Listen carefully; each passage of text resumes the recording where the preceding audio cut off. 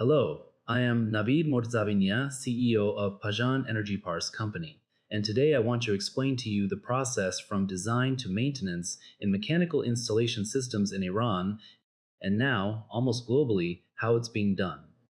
Let's get familiar with this process and see how we should carry out this work. First, I'd like to thank my good friend, Engineer Mahmoudi, and the student branch of the ASHRAE Association, University of Saskatchewan, for providing me with this opportunity so that we can explain more of these points to you. Okay, let's start. I've been active in the field of installations for almost 15 years, since 2010, and I specialize in mechanical installation systems. I've been working, and in these 15 years, I've been able to design mechanical installations for approximately 150,000 square meters, and I've collaborated directly and indirectly in the fields of execution, maintenance of projects, or as a contractor. So, in this webinar, in the first part, which I am explaining to you now, in 4 sections, we will discuss the history of drafting and the developments that have occurred and how we have reached this stage. We will have a brief discussion, then we will talk about reverse plan topics, what reverse plan is, and how it helps us. We will explain our work process and the outputs we can get from software like Revit and use them for analyzing maps and projects. It can almost be said that, from the beginning when engineers started drafting, from the very start of humanity until 1977, almost half a century ago, 50 years ago, maps were hand-drawn, meaning everything was drawn on paper, as you can see, and there were large studios. Engineers would sit for hours and draw the maps by hand. Well, this really caused the design to take a lot of time and require a lot of manpower. After computers arrived, approximately in 1977, the first version of AutoCAD entered the market, and we were able to design the first digital maps in 2D. And installation and engineering systems moved towards performing all those drawings with computers. It was the year 2000. This is among the first versions you see where maps are being drawn on computer systems. Almost 25 years ago. Well, we have 2 types of plans, 2D and 3D plans. 3D plans, which are usually done with software like Revit. Revit is a software that is very widely used globally now, and almost everyone knows it. It is approved by major associations. And 2D plans, which are in AutoCAD format, and you can see the differences here, in 2 dimensions on the X and Y axes. With 3D plans, we can also add height to them, which we will explain further as we go. It was the year 2000 when the Revit software was developed by a few individuals, and in 2002, it was acquired by Autodesk Company. And because this software was so powerful and it modeled the detailed building information, which we abbreviate as BIM, so well, and this software was user-friendly and had very good codes, Autodesk Company bought this software, and since 2002 until now, its new versions are released every year under Autodesk. But what is reverse plan? You see, we have several types of building uses: residential, hotel, office, and commercial, medical buildings like hospitals, clinics, industrial buildings, apartments, and villas. We've tried to focus more on apartment systems and explain them to you, because each of these uses might have differences in their mechanical systems compared to each other. In this webinar, we will specifically try to provide some explanations on apartments, industrial topics, and offices. Well, mechanical systems in apartment buildings are usually of several types. We have a domestic water system, a firefighting or fire protection system. In some countries, we have a gas system. We have an HVAC system and a wastewater disposal system. We have the exhaust system, which is for air extraction. The whole process is done this way. First, the design is carried out, then material procurement is done, and after that, it's time for execution. When the work is executed, using the same plans and materials that were prepared, and then the maintenance period. After the project is finished, the maintenance period begins, and we enter the process of maintenance and operation. Now, what is reverse plan and what happens? You see, when we enter a building, we have several plans, and we must definitely, let me put it this way, reverse plan is a reverse thinking process, meaning reverse engineering. It's about how we can take what we want as the final result, go back and plan for it, and set goals step by step to reach that final objective and what we have in mind. So, reverse plan is a way of thinking. It's a design method, and the name of one of the stages of our work is reverse plan. or preparing the reverse plan. But overall, we call this process reverse plan because we are showing what we ultimately need to the client and all teams collectively reach a conclusion, and after that, we start going back and designing all the stages to reach what we need. You see, in every project we enter, we have an architectural plan, we have a structural plan, we have an electrical plan, and we have a mechanical plan, and we have an electrical plan. And as you can see, I came and tried to put all these plans on top of each other so that you can see the entire mechanical installation systems in 2D mode. Meaning, if you pay attention here, all the installation systems, those 6 systems I told you about, are displayed to you in one plan. And as you can see, it becomes very complex and cluttered. The same goes for electrical plans. Meaning, we see the wires, cables, lighting plan, firefighting and fire alarm plan, and other items that are in electrical plans all in one plan, which makes these plans very cluttered. So, when they design the plans in 2D mode, they are forced to present these systems separately to the client. And this separation creates a few problems for us. When we put them on top of each other, their interferences with each other increase, which we are seeing in this plan. The problem is that when we put all these plans on top of each other and want to identify their interferences and proceed with the execution, and, as you can see, we have a very cluttered plan that is a combination of architectural, electrical, mechanical, and structural. This causes the person who is designing this plan and the person who wants to read this plan to spend a lot of time on this work. Also, it's possible that, for example, the designer might consider one part of the project important, but the executor might need another part of the project, leading to them not being able to achieve the desired outcome. Or, the designer might forget to consider some parts. To solve this problem and eliminate this clutter in the plans, what do we do at the beginning, in the first step? We try to put the architectural plan, structural plan, and installed elements like lights, fan coils, diffusers, sprinklers, and lighting fixtures into one plan, and we remove all connecting pipes and connecting wires and cables from the plans. In this case, ultimately, what we are supposed to see in the finished architecture of our work, we put on the plans, whether on the ceiling, on the floor, or on the walls. And this allows us to have structure, mechanical, electrical, and architectural all in one plan. Now I will explain more to you here. If you pay attention to this section, we have enlarged this section for you.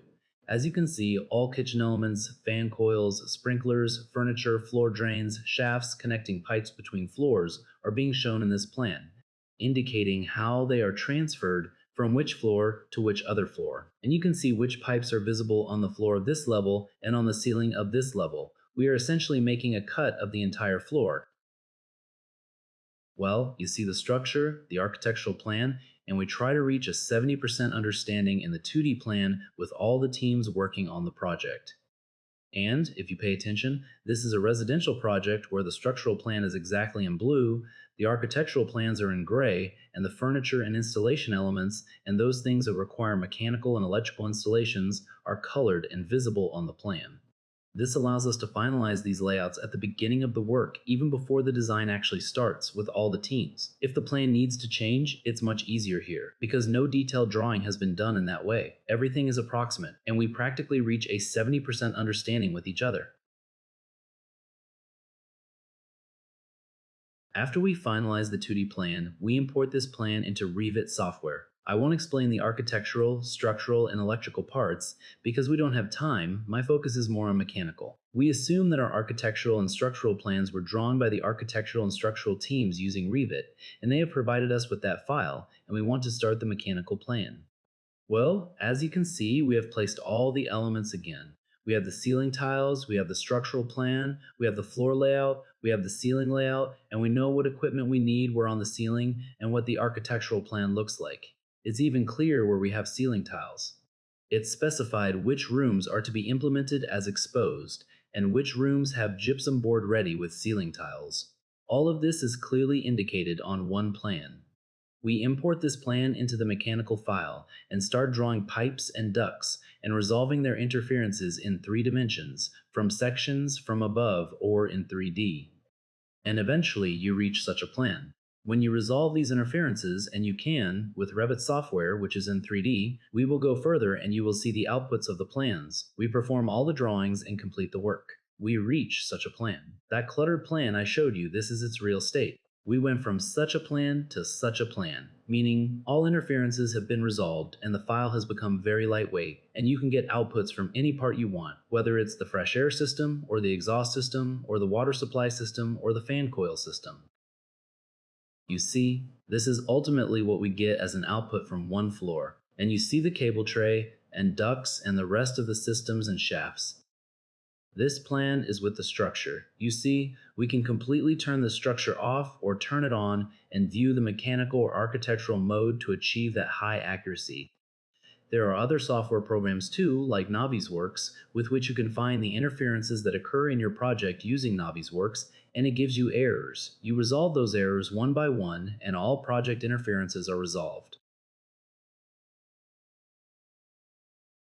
Ultimately, when the file is finished and we are sure that we have no interferences and the plan is fully executable, we coordinate a meeting with the execution teams who are on the project and those who are carrying out the execution work there to decide how we should hand over these plans to them so they are understandable and practical. The good thing about Revit is that you can place explanations in sheets in any format you like, in any language you want, and explain the plans. You have no limitations from any section, with any scale, with any size you want, with any model you want, you can make the adjustments. And another good thing is that when the project progresses and you decide to implement changes, all these sheets will start to update and correct themselves, and you no longer need to manually correct the files one by one like with 2D plans and redo work.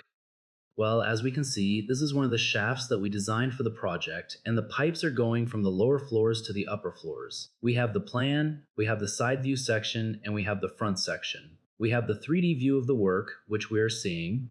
Well, here we are seeing another shaft that we have displayed from two sides. Details of the supports that are to be installed in this opening, where we have the duct and our fresh air duct. There are explanations, what profile we should use here, and how to execute this shaft. We are seeing the location of this shaft, which part of the building it's in, and different views of the details that are going to be done.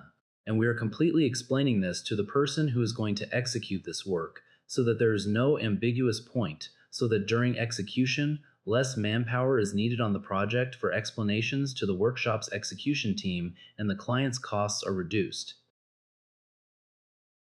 This is an OCC paper recycling project that we modeled industrially. The part where recycled paper enters the production line as pulp was modeled for them. As you can see, you don't necessarily have to use Revit only for building projects. You can use it for industrial projects. And we came and showed each pipe with a different color, which makes it understandable and very clear and simple for the person who wants to execute this work. And as you can see, we are now seeing a part of this factory where the entire process and production line is modeled, displayed from two different directions in isometric view, each specified with a different color, so it's completely understandable. Now, if the client or the person who is executing the work wants to look at the plan from different angles, for example, in this section, we took actual photos of the same part from the factory itself, and we precisely adjusted the camera. As you can see, where it's looking and that photo was taken, we adjusted the camera in Revit exactly there, and this has become completely understandable for the person who wants to carry out the execution, and it's very easy for them. They no longer need to spend a lot of time thinking and resolving interferences. We give them the elevation. We provide all pipes with color differentiation, and we have almost doubled the execution speed. Another project where reverse plan greatly helped us was the Avast project in Iran, located by the Caspian Sea.